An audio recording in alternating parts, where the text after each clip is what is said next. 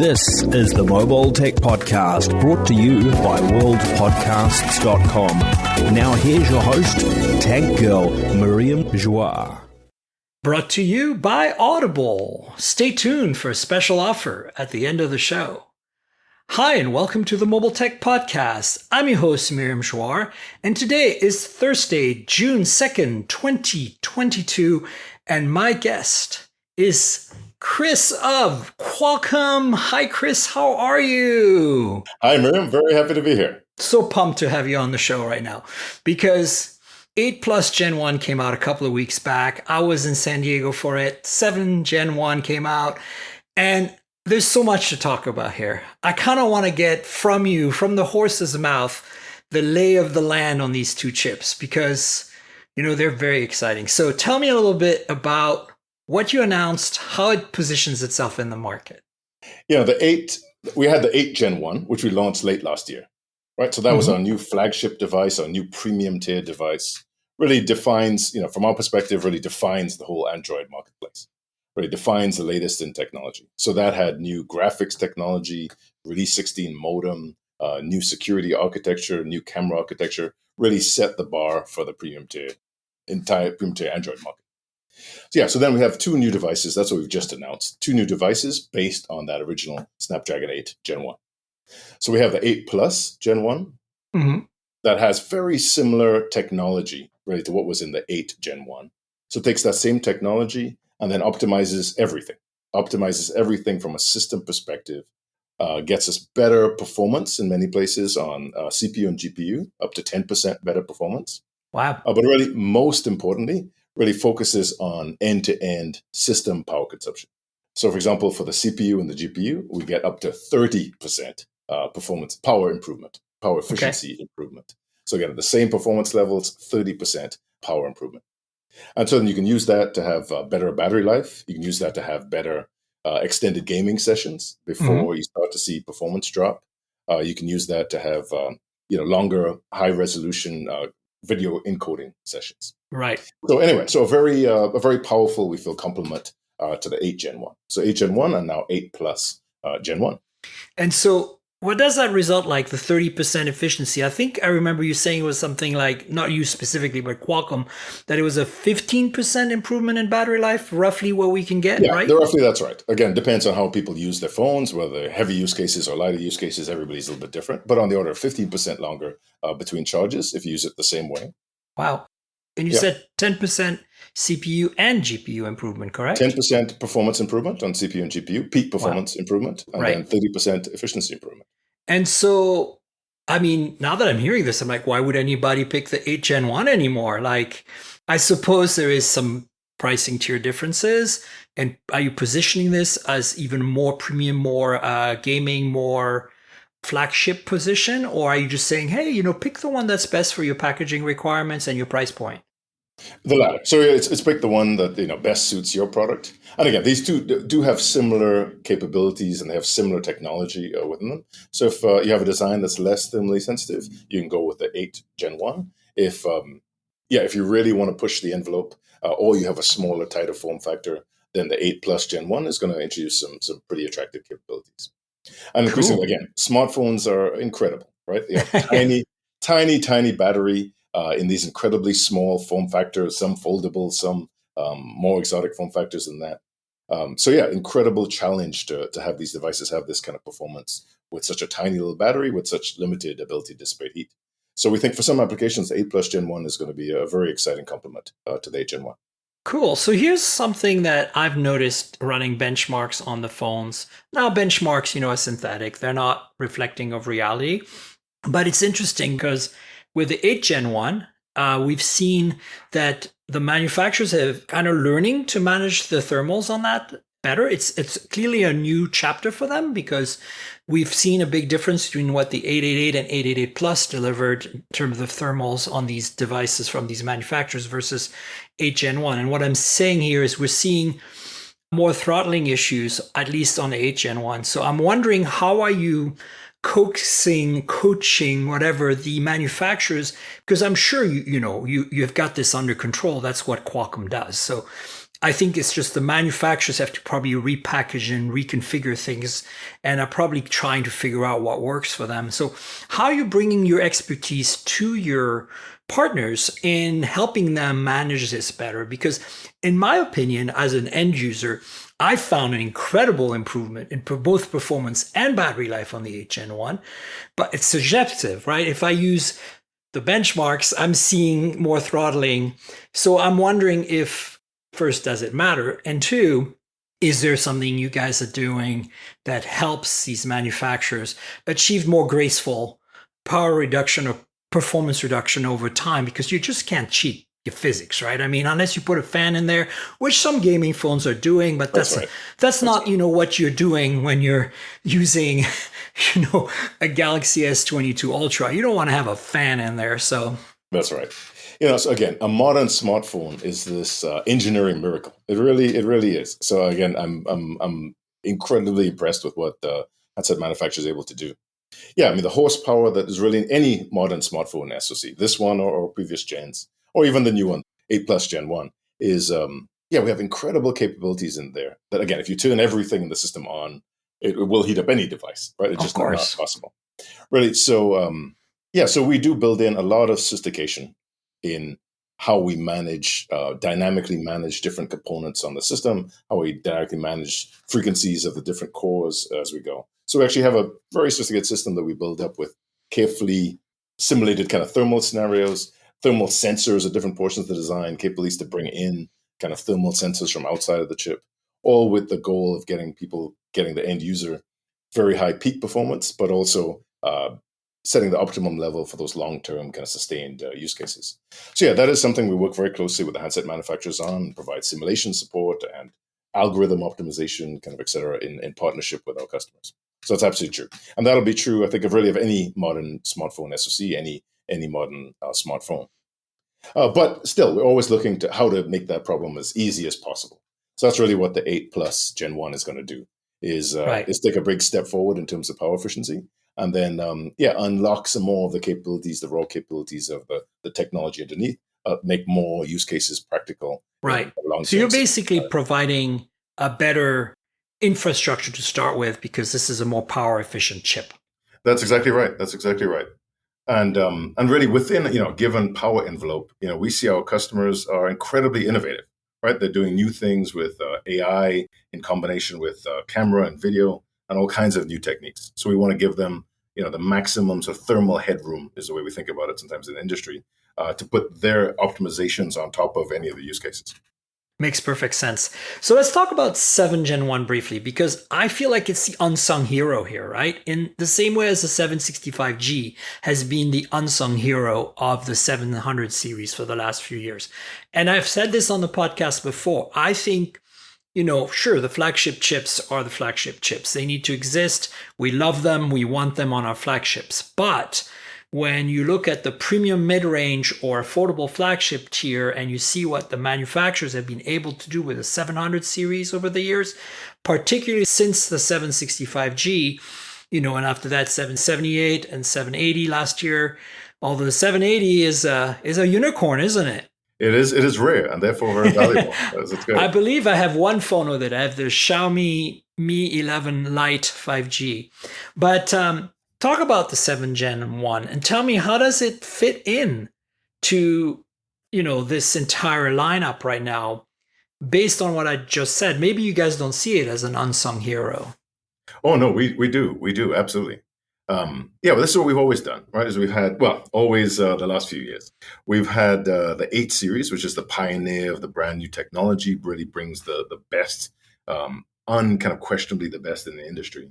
But then very quickly thereafter, we have the 7 series, taking some of those same technology elements. We're the first place where we take that technology and waterfall it down to make sure it reaches even more users, even more consumers. So really that device is targeted for us at the high tier. So it tends to have similar capabilities to the premium tier, but scaled down in some way. So for example, here we have the same Release 16 modem capabilities, sub 6 millimeter wave put together, but it supports that at a somewhat lower bandwidth. So we have, the same kind of imaging capabilities, but instead of 8K that's at the 8 Plus Gen 1, the 7 Gen 1, we have 4K 30 encode, for example. Right. So really, from an end user perspective, they get all this great technology, but in an overall, more affordable package. So absolutely, it's been, a strong volume kind of runner, something that really has an impact on a lot of people. Great. Well, I think, I'm looking forward to see what the manufacturer with the 7 Gen 1. Obviously, we know the 8 Plus Gen 1 is going to come to the best phones, but it'll be really interesting to see if we're going to see a repeat of what we saw with 7 to 65G, where literally almost 2 years in, people were still putting it in new phones like the Pixel 5a last year. And it was delivering. It was such a solid reference. So I'm hoping the 7 Gen 1 gives us the same kind of exciting roadmap going forward. Yeah, we think you're going to be excited. I think you're going to be pleased. Yeah, really, we emphasize very heavily gaming on this platform. Right. So really end-to-end gaming. So it's got, for example, same thing. On the premium tier, we have what we call VRS, which is variable rate shading, which is a pretty exciting technique for getting basically more frames out with less power. And so there's the VRS Pro of the 8 series, and the 7 Gen 1 supports VRS. So we have advanced audio distortion compensation algorithms. We have, as we talked about, the advanced modem algorithms. Yeah, really, we think a pretty exciting package here for a lot of people.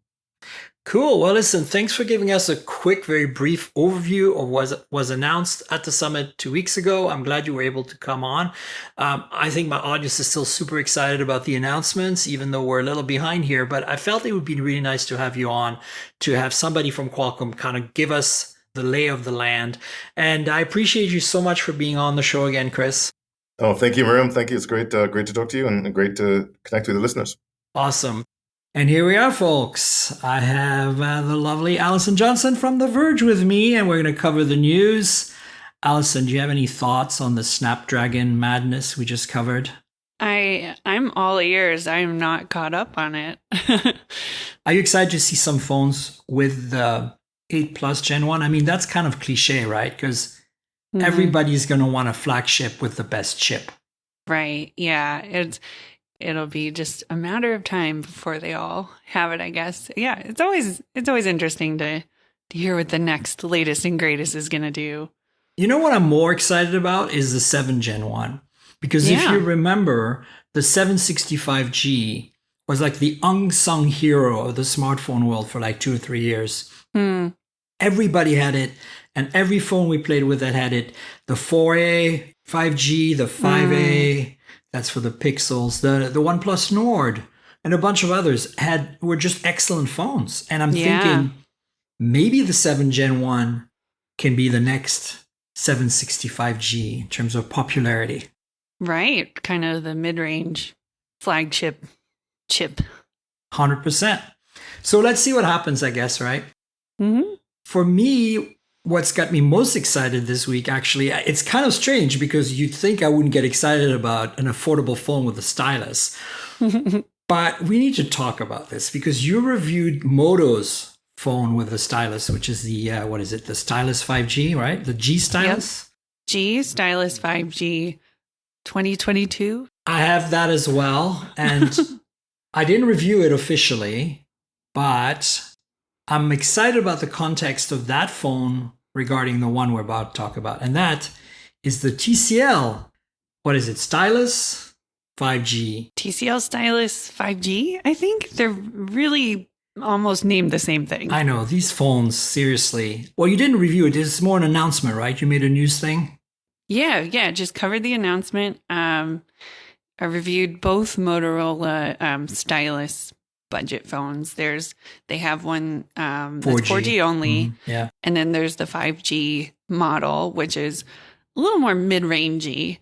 Whereas I think the TCL and the Motorola phones are in the sub $300 category. Yeah. So that's what's got me very interested to discuss is you look at the crazy pricing for the Moto. I mean, the Moto G series is just totally stupidly priced, in my opinion. I don't know what you think, but like, what is Moto thinking? I feel like they should really reevaluate things. Like that phone should be $350, $400 at most. Yeah. Right? They're kind of all over the place. And I think, the flagship they put out this year, the Edge Plus, yeah. Yeah. That one I felt really missed on on pricing and with the features you get. So there's some I think they really do a good job on. I think the 4G stylus phone, that's like my pick. I think it's so good for the price. If you can live without 5G, which a lot of people can, For sure, yeah. For now and probably the next couple of years. The 5G version is in a little bit of a middle ground where it's like you are paying $500 for it, so you want certain things, and it kind of gets it right, I think. Yeah, I feel like this Stylus 5G from TCL is what the price should be. Like, I think you look at the specs, right? It's got a bit less storage and RAM, I think, but and that's one of the things that Moto is very generous with, at least on the unlocked model. Because you've noticed this, I don't know if you noticed, but Moto will announce a phone and the unlocked version will be ungodly, stupidly priced. And we're all like collectively as tech journalists going, nope, this is wrong. And we let them know too. We're like, no, you can't do this, Moto. And they're like, whatever. And then, like a week later, there's like a BOGO on sale somewhere where you can get it for like $100 off, generally on Moto's website. And then the carriers kick in, right? So then, we find out they have a special version for Verizon with millimeter wave that costs, $200 less, but has less RAM and less storage. Yeah. And I don't understand this strategy. It's like, why don't you give everyone the same phone? Like, I understand for a while you were beholden to Verizon's whim because you're Moto. But now this is not the world we live in anymore. As Moto fans especially, for those of us who've known that brand for so long, it's like, I'd love to get their flagships priced right and be able to tell my audience, hey, you don't have to be a Verizon customer to enjoy the great pricing on this Moto phone. You can buy the unlocked version and take it to T-Mo and be a happy customer. But no. Yeah. No, it's weird. There's so many things about Motorola phones that I really like. My own mother is a Motorola fan. She's not like into technology, but she is a devoted Motorola owner, and she had all the Moto mods. She was my God, she did? Yeah, she loved them. Like the speaker. I bought her that Hasselblad camera attachment. Oh my God, yeah. Yeah. So they've had just so many, like, they were really good ideas, and they were, when they worked, they were really cool. I love their software. But yeah, some of the hardware configurations and price, sort of mix and matches it's a little confusing. It's confusing for me, and it's my job to know this stuff in and out. And so it's got to be really confusing to a customer who's like, what is this phone versus this unlocked phone? And why are they basically two different phones? I just don't understand Moto's strategy. And I hate to kind of take the wind off the sails of TCL on this announcement, because we cannot talk about this TCL phone without talking about the context of Moto and how they've been messing up their pricing. And I think that also the other thing that we need to talk about, and I keep rehashing on the show, and I sound like a broken record about it, but it's the camera quality on Moto phones just doesn't really hit, what I call a minimum standard that's acceptable. And that's my problem with the 4G stylus, Moto G stylus with no 5G. It's that 50 megapixel sensor they're using, I think it's like OmniVision or one of the really cheap Samsung ones, is not that great to start with. But then on top of that, they're throwing in their terrible, somehow they've had a really bad imaging pipeline for a really long time. And I don't know how they can break out of that, because I'm sure they could if they applied it. We keep telling them that as feedback. Every time I go to a Moto event, I talk to the folks there and I'm like, hey guys, your pricing's too high, your camera's still underperformed, but everything else, the software is incredibly good, right? I love using a Moto phone for the software alone. I honestly, this is controversial, watch out, but I prefer it over the Pixel, even though I'm a diehard Nexus and Pixel person. I feel like if I had to give somebody a stockish Android experience, like somebody in my family that's not a tech savvy person, I think Moto would be the best choice between, like, say, Sony, Moto, TCL. Well, TCL's in that stock, but some of their phones are more stock than others. Mm-hmm. And who else is there? Pixel, right? What else? Who else does stockish Android these days? Yeah. That's it. In the US, I guess that's kind of it. Yeah. Yeah, I think it's great. Like the notifications is the best, I think, on any system, really, because it just gives you enough information without bothering you. I could go on. I think the software is so good too. Yeah. So TCL comes in and goes, okay, the other thing we need to talk about quickly is the fact that LG kind of cornered that prepaid, affordable stylus phone thing with the LG Stylo back in the day. We never really talked about this on the podcast, folks. I know the podcast has been going on for years, and I never probably mentioned the Stylo more than once. But it was a big deal back in the day. For a lot of folks, it was like the poor person's note. And I hate to say it that way, but it was. Like, it was a really well-rounded, decent phone that was very accessible for a lot of people who wanted a stylus that they could store in a silo. Because you're going to say you can use a capacitive stylus on any phone, but it's the silo that makes the difference. Like, once you carry that with you all the time, then you really use it all the time. Like, I'm not a stylus person. I have a Note, not a Note. I was going to say a Note 22. I have an S22 Ultra, which is basically the Note 22. It really is. Yeah, right.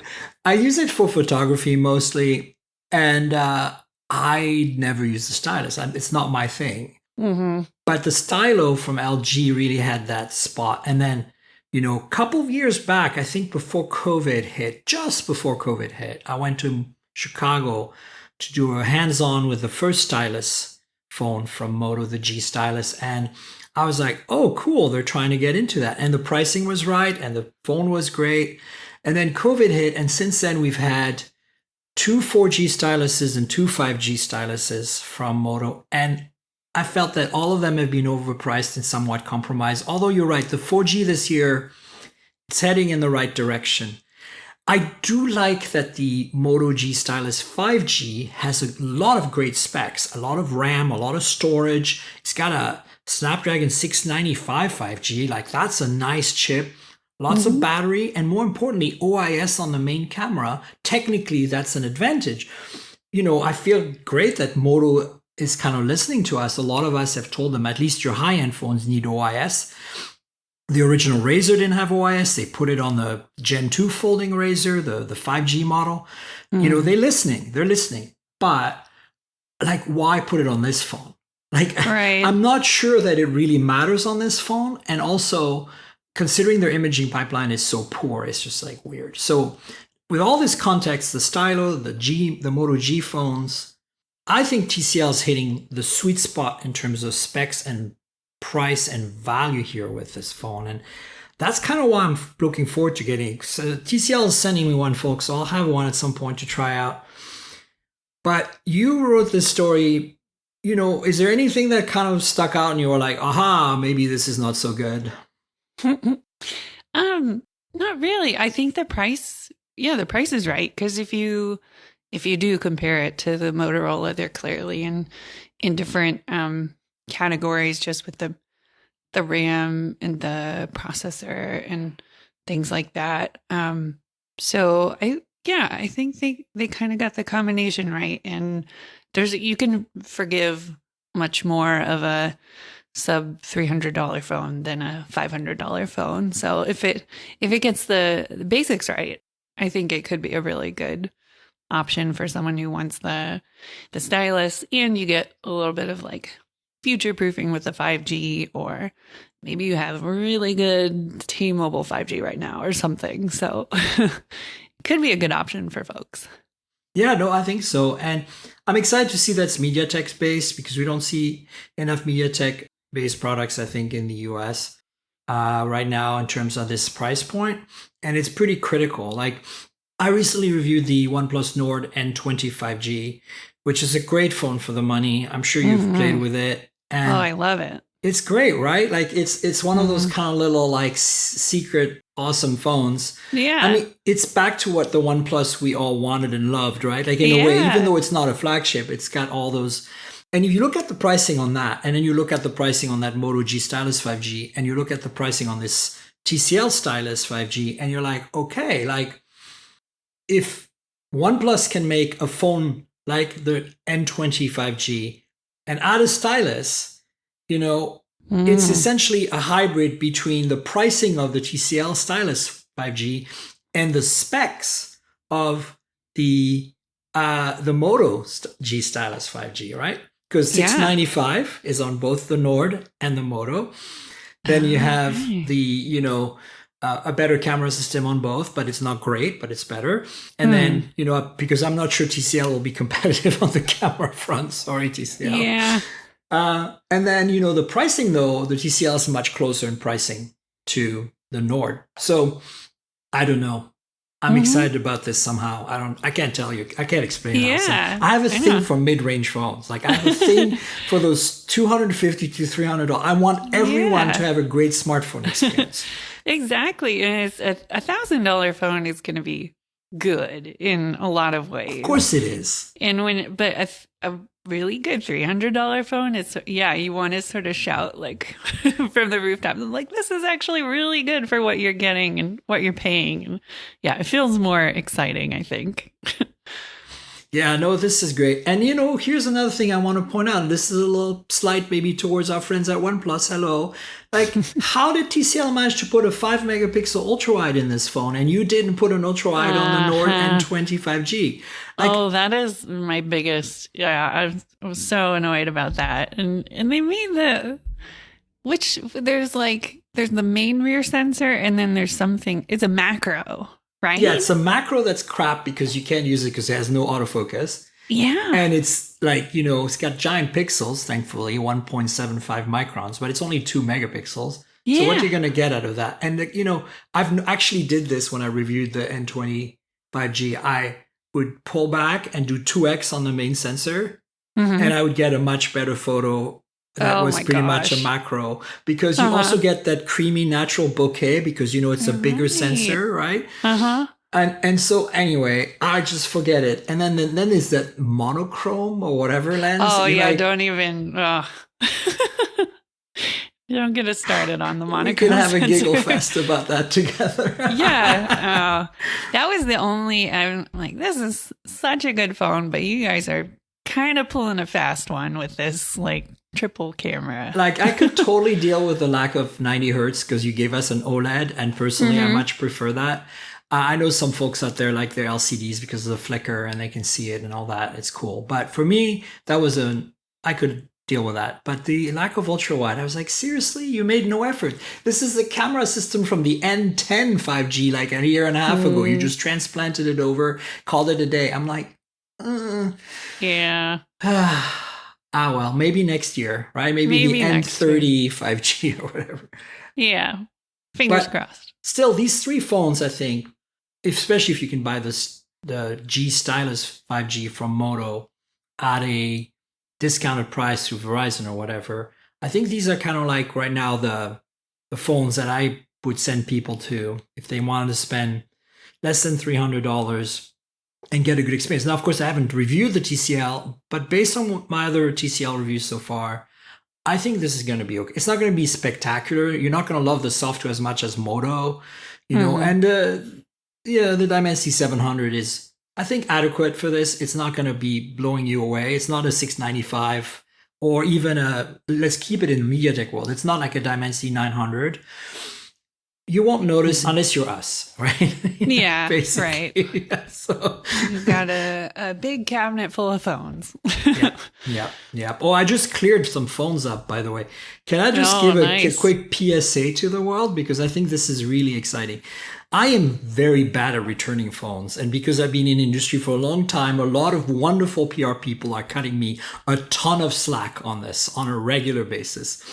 But because I'm partially moved recently, and I'll tell you folks more about that in another show, but because I had to move and clean up my office a bit in San Francisco, I decided to clean up, and so I reached out to everyone and said, hey, do you want me to return these phones? I got this is the list, or do you want me to donate? Because in the past, I've donated a lot of phones. A lot of companies have been on board with donating. And so I want to thank a few companies here for letting me donate their phones. Honor, Infinix, Red Magic / Nubia, Oppo, Nokia, Realme, Xiaomi in general, that includes Poco and Mi and Redmi, of course, and ZTE and or ZTE if you are in the US, and TCL / Alcatel. And remember the Blackberries, like the Key One that we had that were made actually by TCL. So all of those were donated. In total, I had about 189 phones to get rid of. A lot of them were returned to their rightful PR owners, but a total of 46 phones were donated to Star Vista, which is an organization serving San Mateo County youth and families who are facing homelessness, substance abuse, and domestic violence. 69 phones were donated to Larkin, which is a nonprofit in San Francisco, empowering young people to move beyond homelessness by providing healthcare, housing, employment, and education services. So I wanted to just thank all these phone makers for making it possible for these younger people to have access to devices unlocked. And more importantly, to these two nonprofits, Star Vista and Larkin, for really solving a problem for me.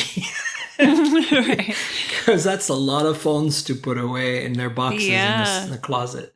That's awesome. Yeah. So, I think that you folks know I get a lot of phones. On average, I get a phone a week, and I'm not very good at returning them. So they don't get, they end up in good places. Obviously, some companies wanted their phones back, and that's totally okay.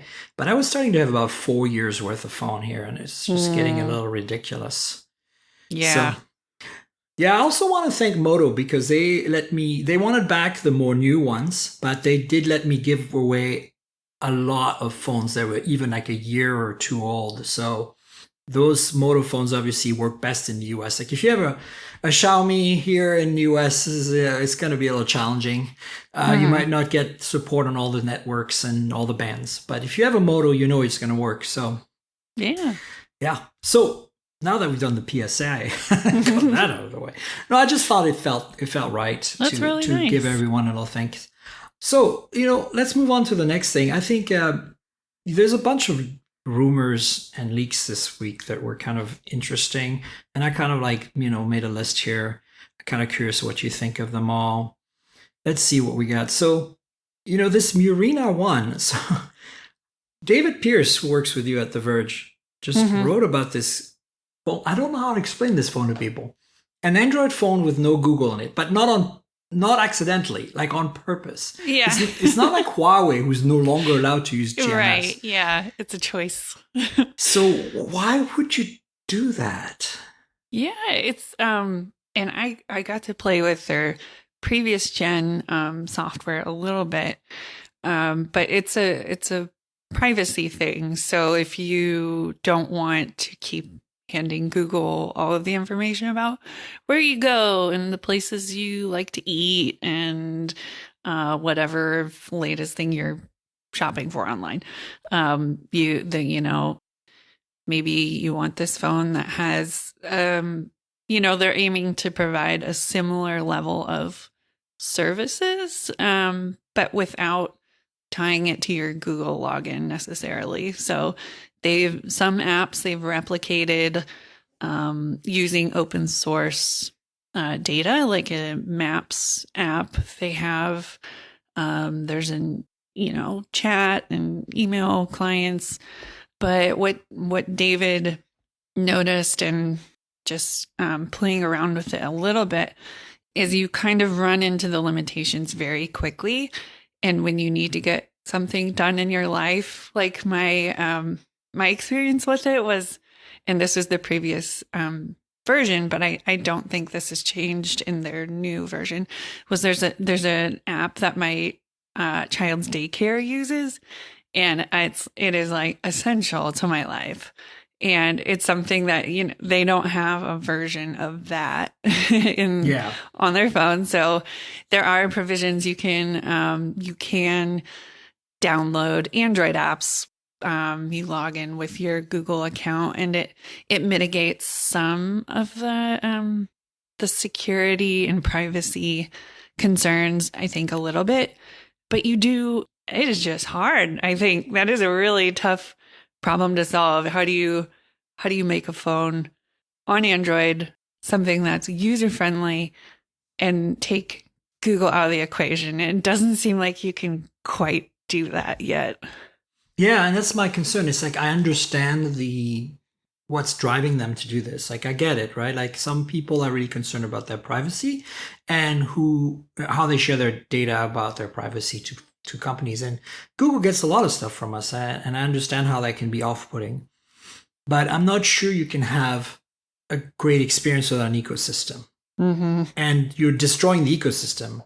You're throwing it away in a way. And you can reinvent a lot of it, as you said. Like I think there's some basic services that they addressed, is messaging, email, and calendar and all that, using open source equivalents, and that's possible. But so much of the app ecosystem on Android today, like your childcare app, is built on essential Google location services, Google, Firebase, like the whole messaging notification stuff, that I'm not sure you can. I mean, even Huawei, who's a big billion-dollar company, has had challenges even with HMS, which is their GMS replacement, to manage and emulate all of what Google's done over the years. And I'm not saying that we're kind of screwed, but at the same time, I'm like, if I hate to say this, but if you want a secure phone that's less privacy, leaky, I guess, or you have more control, buy an iPhone. Like it's out there, it exists, and you still get an ecosystem. And you can get Google services on there if you want, to the extent that you want. So I actually know a lot of people who work for Google who have iPhones and have an entire Google suite of apps installed. But I think they know that those apps are the only ones talking to one another. There is no, this app from a third party talking to that app from Google happening on that iPhone. And, I have an iPhone 11. I use it as kind of like a testing thing. I'm probably going to switch to a 14 when they finally come out. I said that about 13 last year and I didn't do it. This tells you how great iPhones are. Like this iPhone 11 serves me perfectly well. I don't feel like I need to upgrade at all. I have the same one. Yeah. I haven't been compelled. I also have my SIM card in like a different phone every week. Like, I'm sure you do too. So it's variety of the spice of life. I'm served very well. Thank you very much when it comes to phones. Like, actually, let's do a little show right now. I've got a bunch of cool phones here. I've got the, this is for our Patreons who are watching this on video. So I've got the Realme GT Neo 3 here. I also have the Naruto edition somewhere, but I'm not in the same city as the Naruto right now. But this is the one I took with me. It's got OIS on the main lens, which I think is awesome. It's got a Dimensity 8100, which is like a 700 series flagship equivalent. And it's got 150 watt charging, which is craziness. Yeah. And then I have, maybe you can have some phones you want to show. I'm putting you on the spot, but you don't have to. I've got a Xiaomi 12 Pro here, which is their flagship currently until they come out with the Ultra, and it's got a really trick camera system. I mean, it's a Xiaomi flagship. It's got all the goodies and the bells and whistles, all metal and glass, and Snapdragon 8 Gen 1 and all that. And then I've got this one, which has my kind of pride and joy right now, which is the Honor Magic 40 Pro, which has this crazy camera pod with like 8 lenses or something, and it's not 8; it's like 5 lenses. But, who needs 5 lenses? I don't know. It's got a really nice zoom lens on it. That's the nice thing. It's a periscope. Ooh. I think a 48 or a 64 megapixel on the periscope. So. Oh, wow. Yeah, so that's what's going on other than my Pixel 6 Pro, which is always with me, and my S22 Ultra, which is also in my bag for my photos, and my iPhone, which is my video and voice recorder. When you have that many phones, you have specialties, right? It's true. Yeah.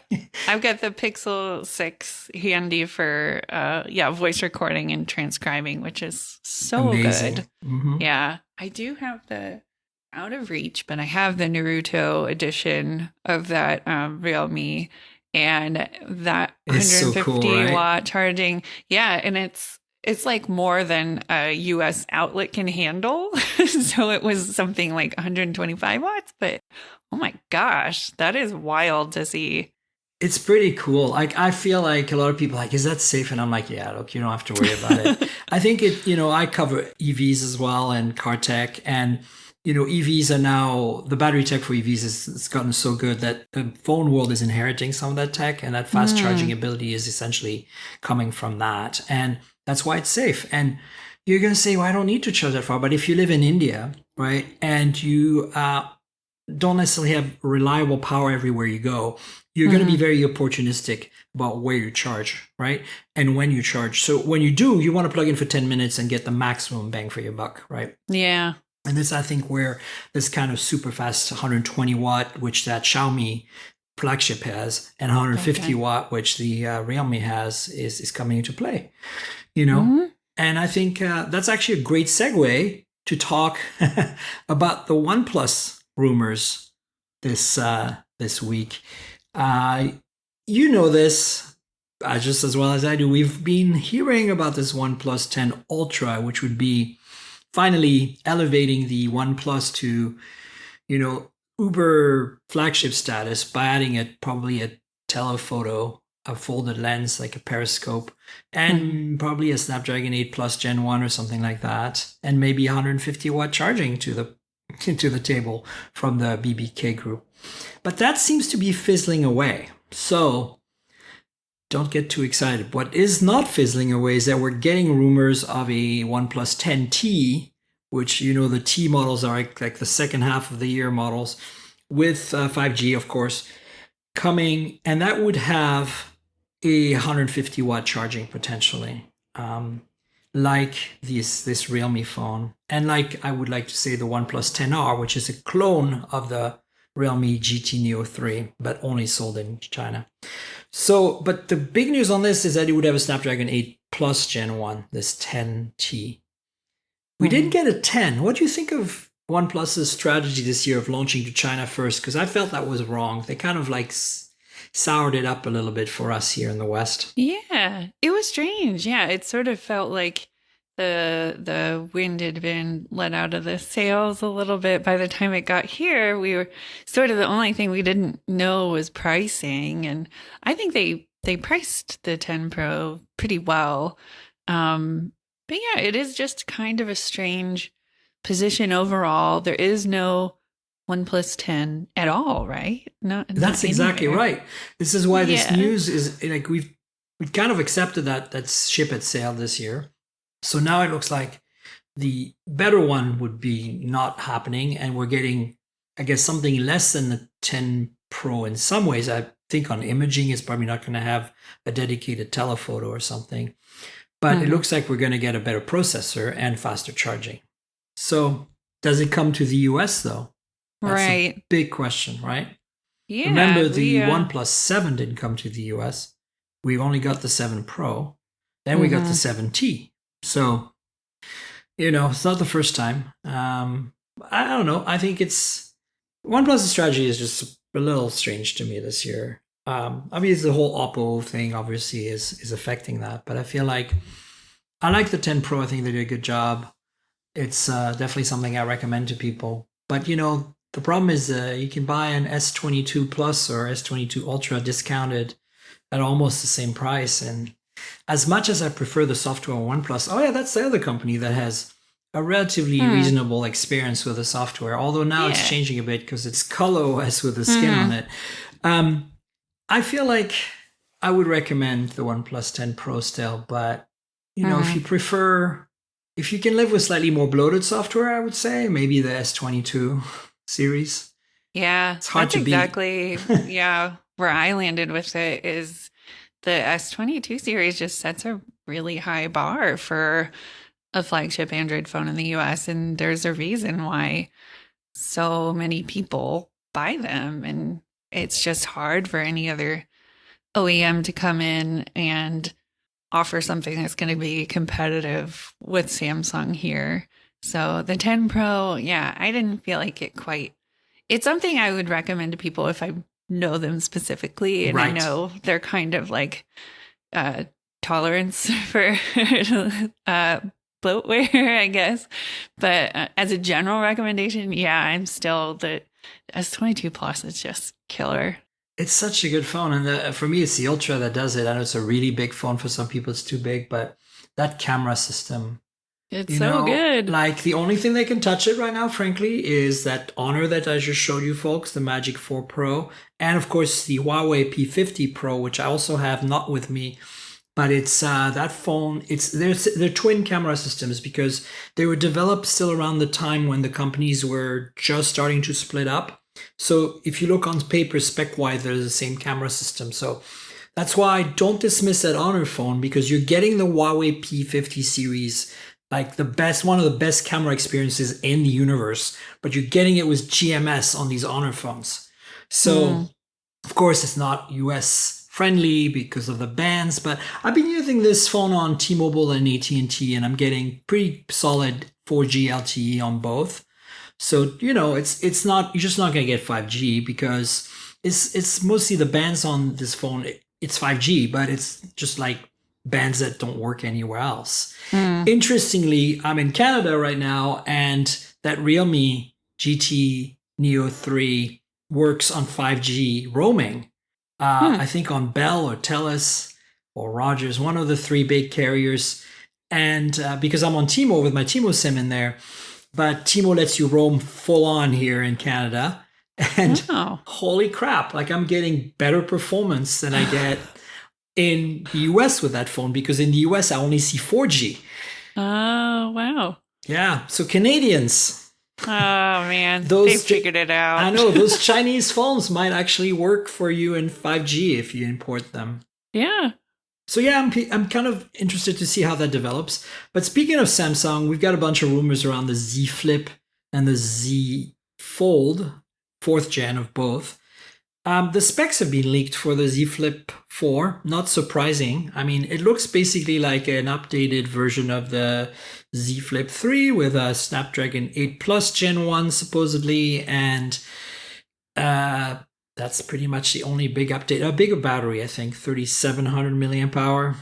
Yeah, so, and that outer screen is like bigger, tiny bit bigger. But just, you won't notice. Yeah, right. And I saw those rumors too, and you're sort of like, okay, this isn't too exciting, but no. It makes a ton of sense when you think about it. It's like, this is it's still kind of a groundbreaking product, and I'm sure the processes for building them and manufacturing are maybe not as much flexibility if you're like, well, we want to make this little change to it this year.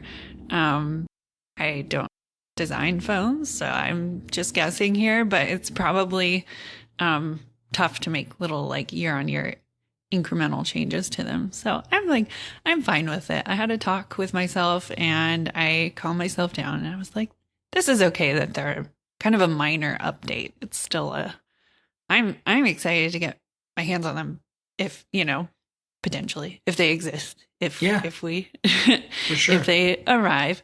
I missed the Flip and the Fold last year because I was just going out on maternity leave. So I kind of came back and it was like, oh, these phones were like pretty good. This is cool. They really hit the sweet spot with both of them. I mean, I felt like the Fold 2 the year before was pretty solid as well. Mm-hmm. And the original Flip and 5G version of the original Flip were also kind of a glimpse into what the Flip 3 would bring. But the Flip 3 is a huge, I think, step up with the water resistance and they really refined the design to a point where I think it's the example of that kind of phone. If you're another manufacturer and you want to hit the sweet spot, and they lowered the price last year too.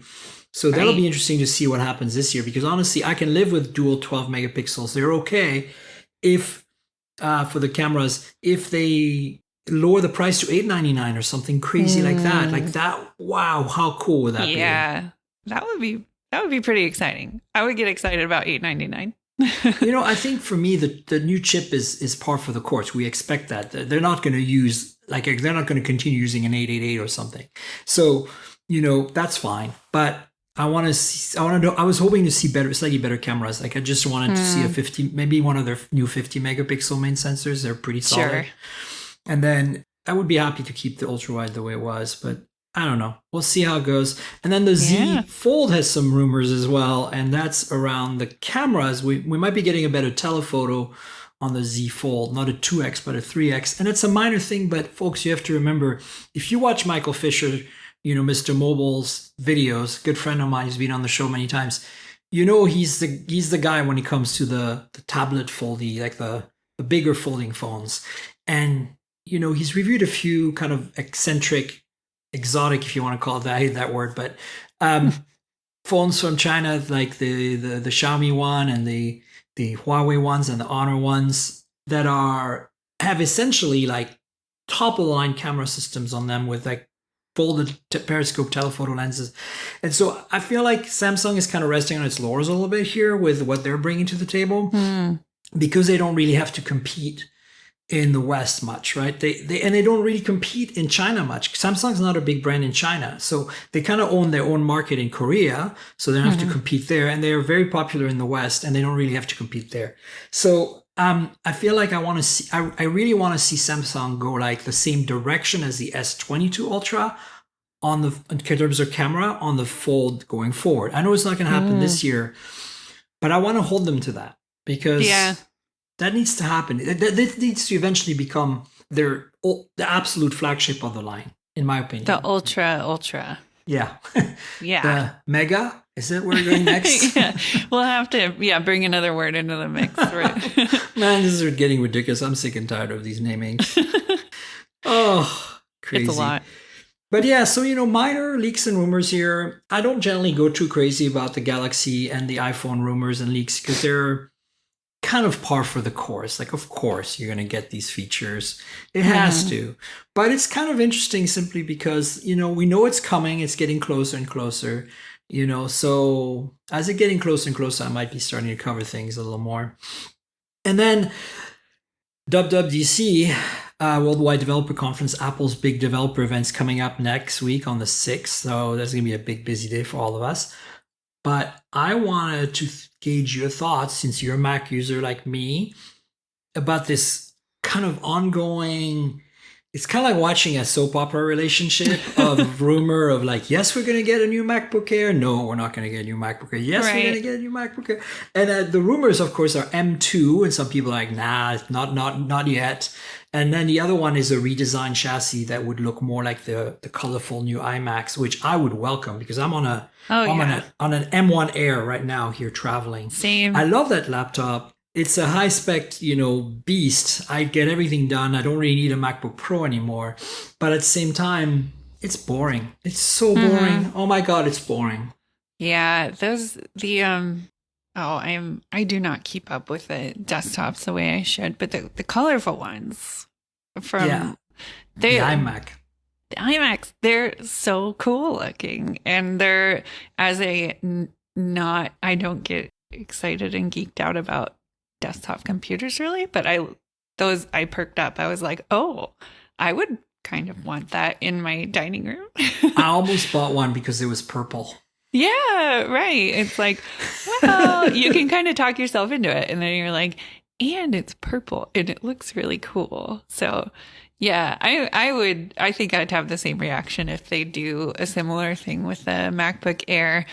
Is like, yes, it will get better eventually. Maybe on Monday we'll find out what that will look like, but wouldn't it be cool if it was purple? Yeah, I'm excited about it. I feel like if there is something coming, even just a new chassis would get me excited because I feel like it's a little stale. It's in a way it's going to be an iconic design when we look back, because that design, even though it's evolved, has that wedge design that defined a new generation. If you remember, folks, the original Air was wedgy, but it had more of a rounded bottom and had this little flap for the ports that opened up. And I bought it. I loved it. It was a little slow, underpowered, but it was still really solid. And this wedge design came with the second gen Air, and everybody copied it. Like ASUS with their Zen book or whatever they're called, were the first to really kind of make a clone of the MacBook Air in terms of design. And they made it a little different. They have that spun metal the lid has that spun metal design. It's really beautiful, but they went, all out. They did aluminum unibody, just like Apple. And it really defined, it really showed the rest of the PC world, like the Dells and the HPs that were really lazy at the time. Like, hey, people want premium looking laptops that are super thin and light. Let's get the PC world on board here. And it did. And, that's why now every laptop looks the way the MacBook Air essentially does. And that's why it's time for Apple to be like, let's do something different. Shake it up again. Yeah, especially those colors. But I feel like the M2 is, if they come out with an M2, Allison, I'm not going to be upset, but I won't understand Apple's strategy. It's probably going to be faster than the MacBook Pros. Oh, true. Yeah. So what? Yeah. You're really just alienating these people who spent $3,000 on those 14-inch and 16-inch MacBook Pros, which are phenomenal laptops on their own. So I don't know. What do you think? Yeah. Will they do it? Would it be? I could see Apple doing that. I know anything is on the table, I think, but Yeah. I am perfectly satisfied with the M1 in this MacBook Air for me. For sure. Yeah. So. Do you have anything that you're looking forward to on that kind of iOS phone software that they might announce at the WWDC?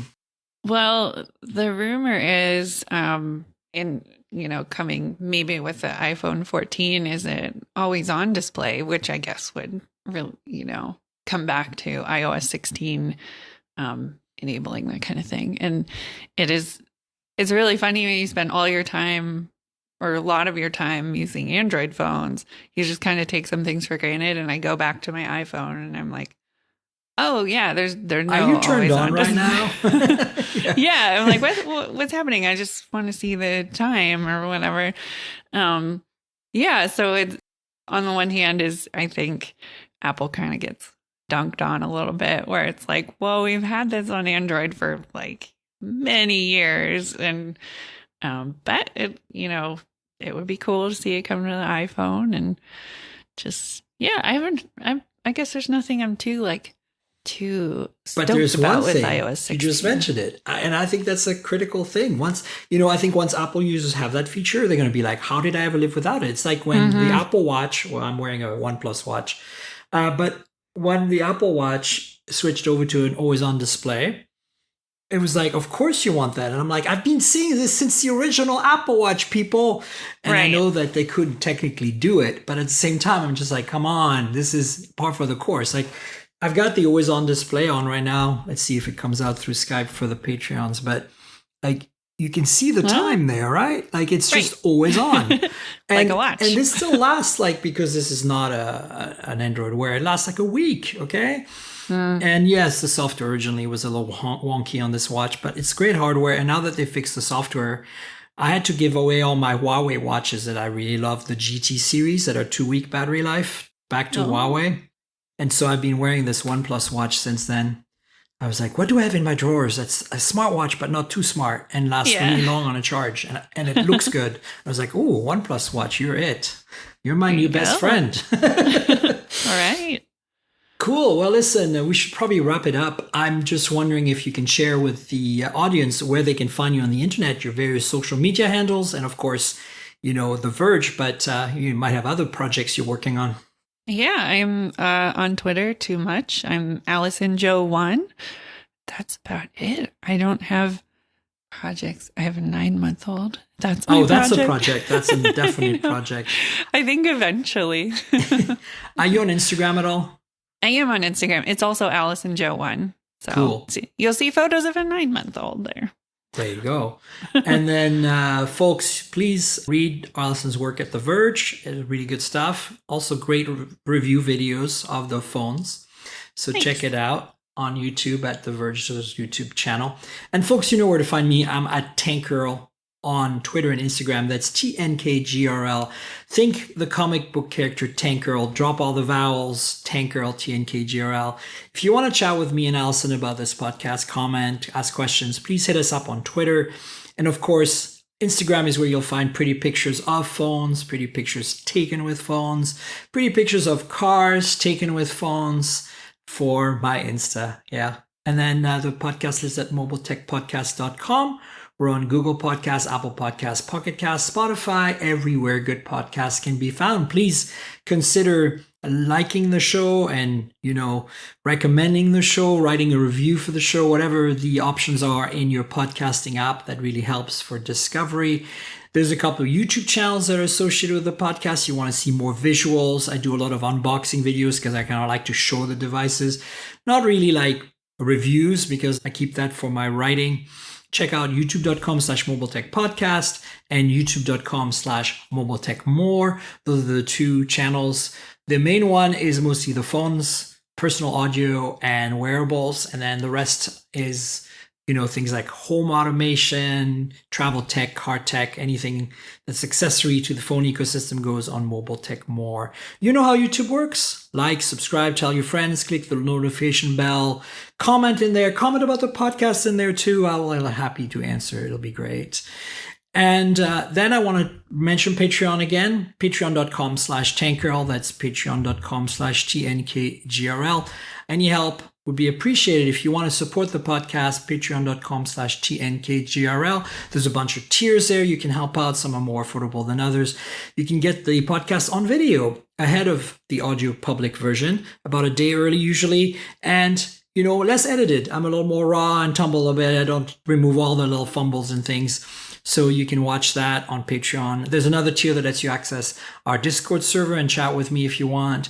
Bunch of good stuff like that. So consider joining the Patreon and helping me out. I would really appreciate it. And if you don't like Patreon, it's okay. I get it. You can donate another way. We have a PayPal link in the show notes. So just click through there and then make a donation. Buy me a coffee. $5. Thank you. I'm a coffee fiend. You all know that. So I would appreciate your support if you can. Thank you. I want to also thank Audible for being our sponsor this week. Audible has been with us for a really long time and we love them. If you like books as much as I do, you ought yourself to get an Audible account. We have a special deal for you. 30-day free trial. You get to keep a book at the end if you don't stay.